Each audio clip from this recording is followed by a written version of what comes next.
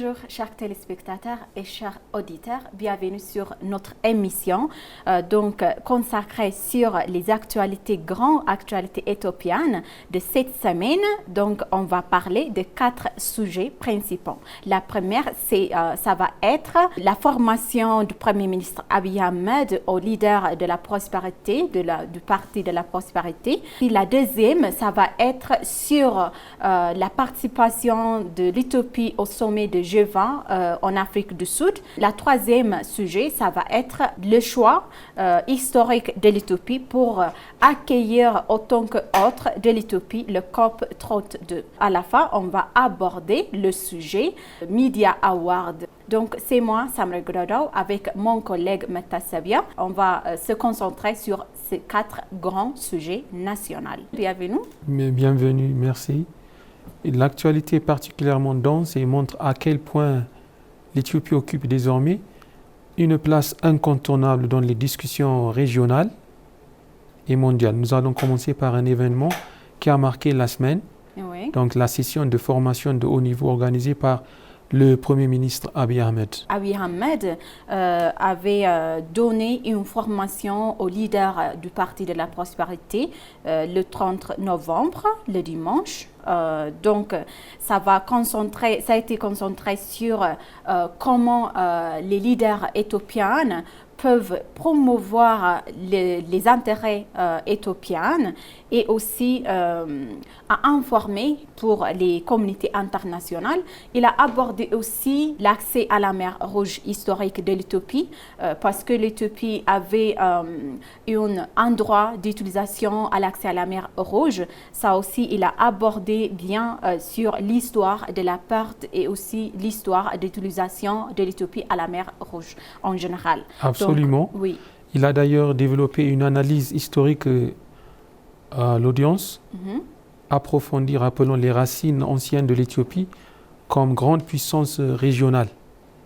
Il a évoqué les empires de Punt, de Damot et de Kush qui contrôlaient autrefois les routes commerciales à la mer, de la mer Rouge. Concernant ces liens, l'Éthiopie, ces liens entre passé et présent est essentiel dans son discours. Le Premier ministre Abiy Ahmed, dans son discours lors de ce forum, de cette formation, le présent et le passé est crucial et essentiel dans son passé. Donc, lors de son discours à la formation, le Premier ministre Abiy Ahmed a indiqué qu'il ne faut pas se concentrer seulement sur le passé et le futur. Il faut travailler aujourd'hui pour construire une Éthiopie, un pays prospéré et développé.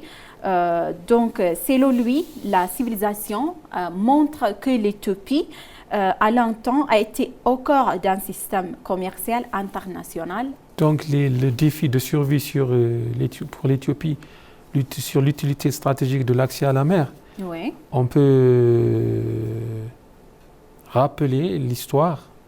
Depuis 1993, date laquelle l'Éthiopie a perdu son accès direct à la mer, après l'indépendance de l'Érythrée, le pays fait face à une réalité lourde de conséquences. Il est devenu le plus vaste État enclavé en tant que prison géographique, puisque les experts le qualifient en tant que prison géographique. Elle a été emprisonnée après avoir perdu l'accès à la mer. Donc cette réalité a modifié profondément la trajectoire économique du pays. Avant 1993, l'Éthiopie utilisait librement les ports de Metsawa et d'Assab. Mais après, qu'ils étaient essentiels au commerce extérieur. Mais après, tout a changé avec la guerre éthio-érythréenne de 1998 à 2000, lorsque les tensions monétaires et commerciales ont conclu à la fermeture définitive de ces voies maritimes. Ça a été clôturé. Depuis ce moment, l'économie éthiopienne repose à plus de 95% sur un seul port, le port de Djibouti. Et ça lui a coûté trop. Ça lui a coûté cher. Le coût a été immense, entre 1,5 et 2 milliards de dollars par an en frais portuaires et logistiques. On peut dire près de 2/3 des revenus d'exportation du pays. Oui, pendant la formation, le Premier ministre Abiy Ahmed a indiqué que le prix compris pour l'exportation et importation, avec ces prix, avec ces ressources, on peut construire même un grand barrage, comme le grand barrage de la Renaissance éthiopienne. Donc, le prix a diminué le développement économique, social et diplomatique de l'Éthiopie. C'est ce qu'il avait dit. Oui. Il a même il a résumé d'une phrase qui a choqué tout le monde. Oui. Avec ce que nous payons à Djibouti en 3 ans, nous pourrions construire un nouveau grand barrage de la Renaissance éthiopienne. Oui. C'est ce qu'il avait dit. C'est vaste. Donc, selon lui, ce patrimoine historique confère l'Éthiopie droit naturel historique sur la mer Rouge et soutient ses objectifs modernes d'hégémonie énergétique et d'intégration régionale. L'Éthiopie joue un rôle crucial dans l'intégration régionale, économiquement, socialement et en général, elle joue un rôle important pour la maintenance de la paix sur la Corne de l'Afrique.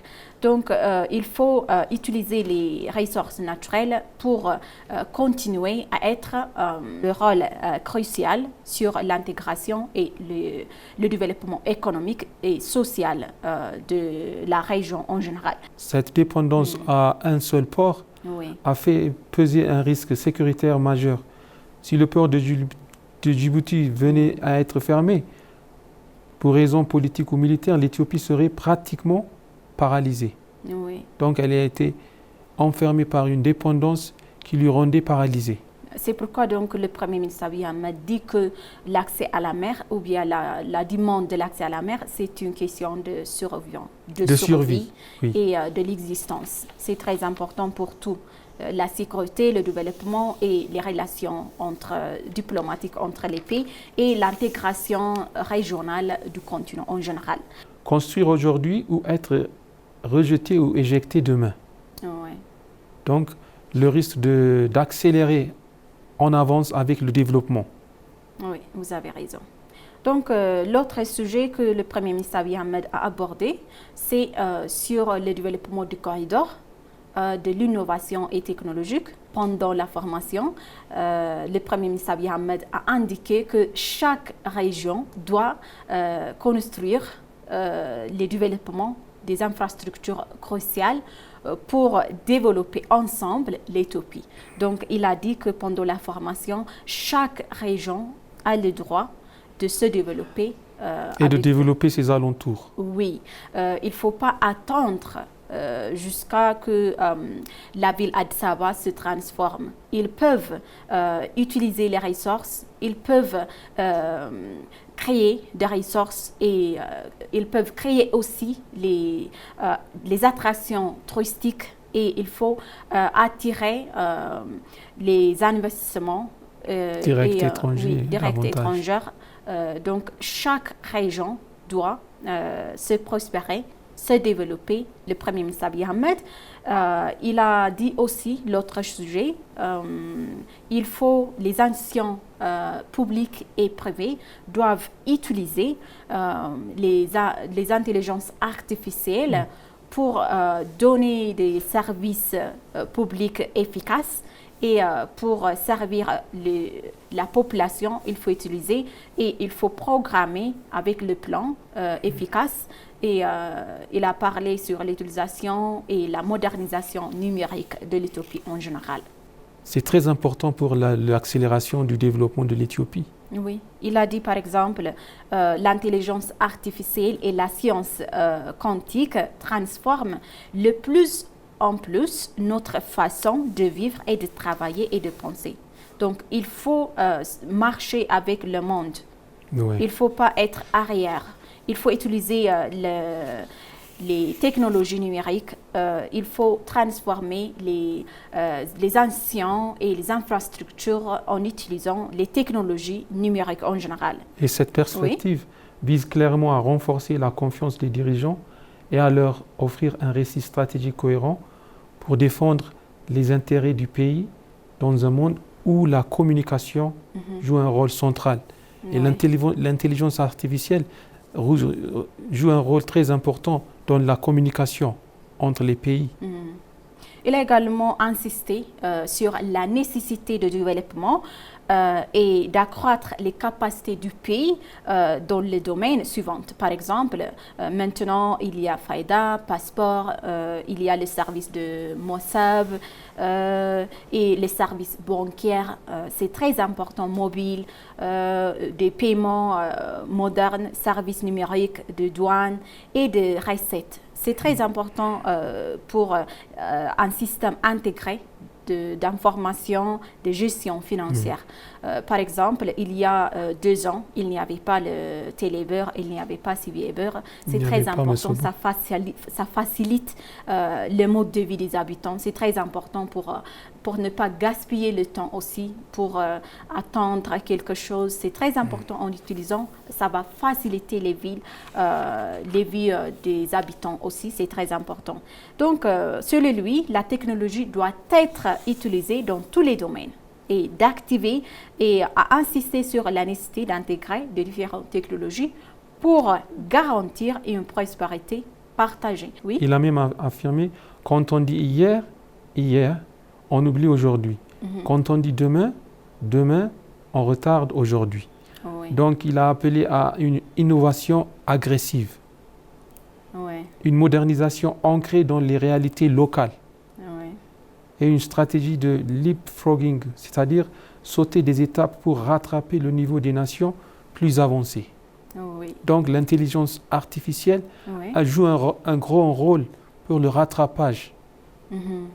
Donc il ne faut pas être arrière, mais il ne faut pas se concentrer sur le passé et le futur.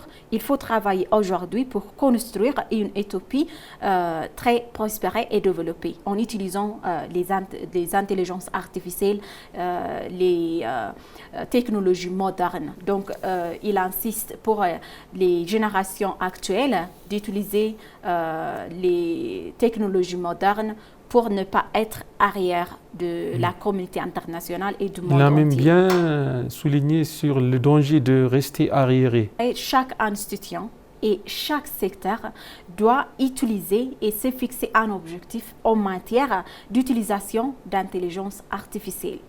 C'est très important. Quand on utilise l'intelligence artificielle, on doit fixer le plan stratégique. Concernant le corridor, pendant la formation, le Premier ministre Abiy Ahmed a présenté les activités à venir du programme, un seul objectif lors de la formation dispensée aux autres responsables du Parti de la prospérité pendant la formation, progrès des secteurs visionnaires et au sein de l'état de maître demeure. En utilisant l'état de maître demeure, en utilisant la philosophie de maître demeure, on peut construire une utopie, un pays très développé et intégré.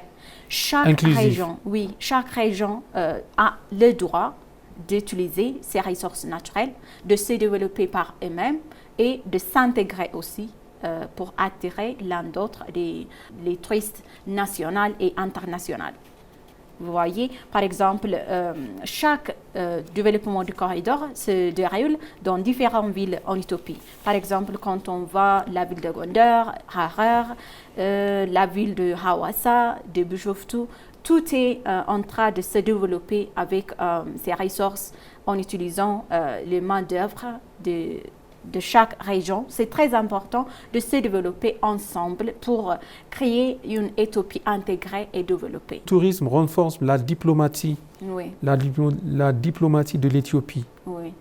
Donc, le ministère du Tourisme a organisé cette semaine des voyages de promotion destinés aux ambassadeurs et aux dirigeants d'organisations internationales basées à Addis Abeba.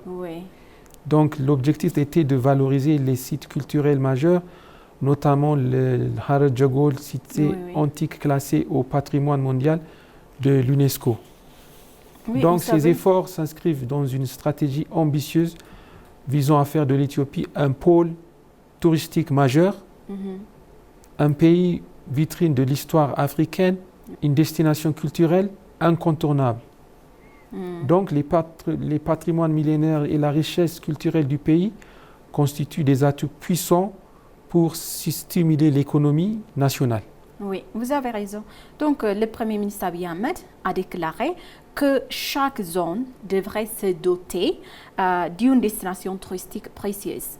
Comme ça, par exemple, la ville d'Harar a été visitée par les ambassadeurs et les leaders d'organisations internationales basées sur Addis Ababa. C'est très important de promouvoir, après avoir développé aussi, c'est très important de se promouvoir. Donc, c'est très important d'organiser et d'attirer les touristes internationaux et nationaux. C'est très important de se développer, pas seulement en développement touristique, mais agricole et de l'innovation, de la formation. Tout ça, il faut travailler ensemble pour créer un pays développé en général. C'est ça l'idée générale. Alors, chers téléspectateurs, maintenant, on va aborder la participation de l'Éthiopie au sommet de G20 qui a été organisé en Afrique du Sud. Donc, on va analyser points démographiques ambitieux et économiques, diplomatiques actifs de l'Éthiopie sur la participation de G20 en général. Donc, pendant le sommet, l'Éthiopie a réalisé une avancée diplomatique majeure en participant au sommet des leaders de G20 en Afrique du Sud.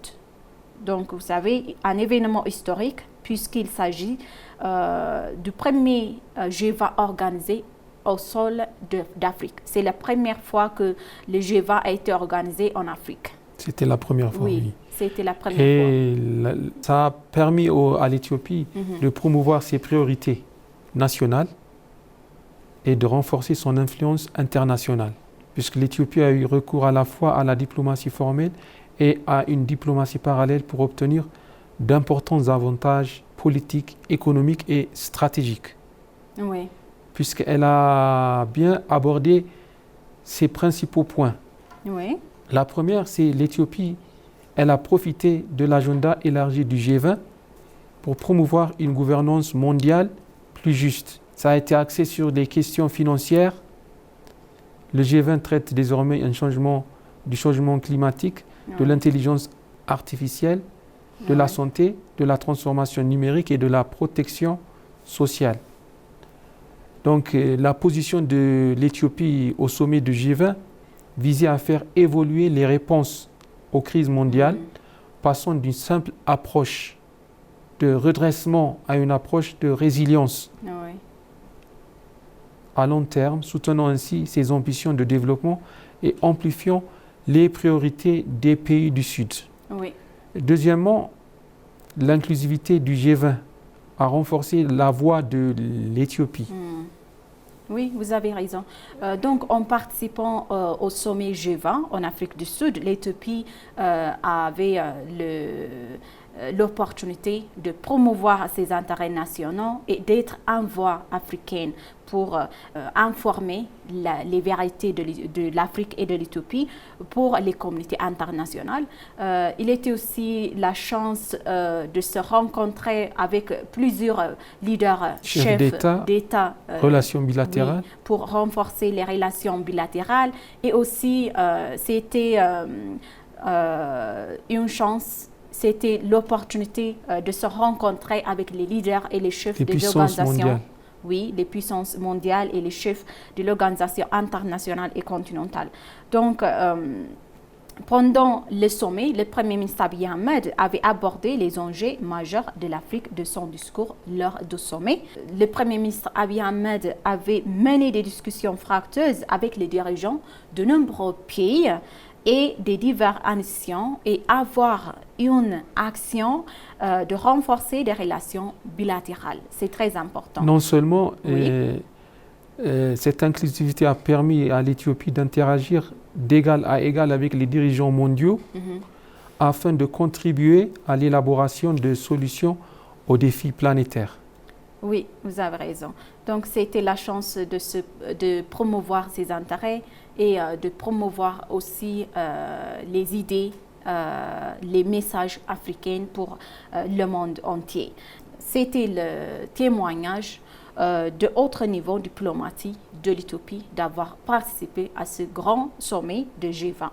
Donc la participation de l'Éthiopie au sommet, c'est une grande réussite diplomatique.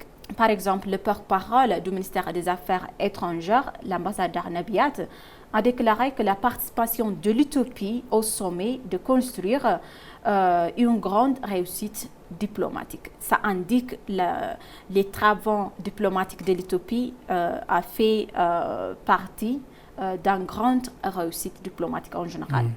Donc maintenant, on va passer à la troisième sujet. Au troisième sujet, c'est l'accueil de l'Éthiopie en tant que hôte de COP32. Oui, l'Éthiopie a affirmé que le choix de l'Éthiopie pour accueillir le COP32 en 2017 était une reconnaissance des mesures prises par le pays pour lutter contre le changement climatique. Donc l'Éthiopie avait pris de différentes mesures et efforts pour combattre le changement climatique. Donc l'Éthiopie a été choisie. Elle avait planté plus de 48 milliards d'arbres, de semis d'arbres, et cela a été un grand pas en avant pour l'Éthiopie. Il a également mentionné que l'Éthiopie avait été reconnue pour les progrès considérables, compris dans le développement du corridor écologique, de créer des villes écologiques. Et avec le développement du corridor, on est en train de créer, notre pays est en train de créer des villes propres et agréables pour les habitants et avec des infrastructures développées et modernes. C'est très important. C'est donc pour cette raison l'Éthiopie avait été choisie. Donc le Premier ministre Abiy Ahmed a nommé le ministre des Affaires étrangères Gédéon Timotheus en tant que président désigné pour la conférence de COP32. La dernière sujet, ça va être l'Award Africa. La célébrera l'excellence journalistique et l'art du récit sur le continent. Oui. Ça a été organisé par des institutions panafricaines de premier plan et cet événement met en lumière l'influence croissante des médias africains et rend hommage aux créateurs qui contribuent à façonner la voix du continent à travers 9 catégories. Oui. Donc c'est un événement majeur pour les journalistes africains. Plus de 800 candidatures et en province de 40 pays. Donc, 21 finalistes sélectionnés et des catégories allant du reportage, du documentaire et en passant par les contenus numériques. C'est très important pour renforcer les travaux médiatiques des Africaines basés sur les principes panafricains. Encourager. Donc, ces prix visent à valoriser les créativités, l'intégralité et le rôle essentiel des médias dans la formation et de l'opinion publique, la gouvernance et la paix et la sensibilisation climatique pour informer la vérité de l'Afrique en général. Alors, donc, on est arrivé à la fin de notre programme, de notre émission de cette semaine. En général, on a abordé sur la formation du Premier ministre Abiy Ahmed pour les leaders du Parti de la Prospérité et aussi la participation de l'Éthiopie, la participation productive, on peut dire, sur le sommet de G20 en Afrique du Sud et la meilleure et le choix historique de l'Éthiopie pour accueillir en tant qu'hôte de la conférence de COP32. La dernière sujet était les Media Awards de l'Afrique. Le prix des Media Awards de l'Afrique, c'est très important pour encourager et promouvoir la voix de l'Afrique en général. Concernant les organisateurs du prix de Média africain, ils sont prestigieux et grandes fondations africaines, l'Union africaine de radiodiffusion et plusieurs partenaires internationaux participent à l'organisation. Et la cérémonie réunira également des descendants de grandes figures du leadership africain, ce qui ajoute une dimension plus symbolique et plus forte. Alors, merci beaucoup, Metasevia. Chers téléspectateurs et chers auditeurs, merci d'avoir resté avec nous jusqu'à la fin de notre émission de cette semaine intitulée Le point de vue sur les actualités nationales. C'était moi, Samraït Godado, avec mon collègue Metasevia. Donc, je vous souhaite une bonne journée.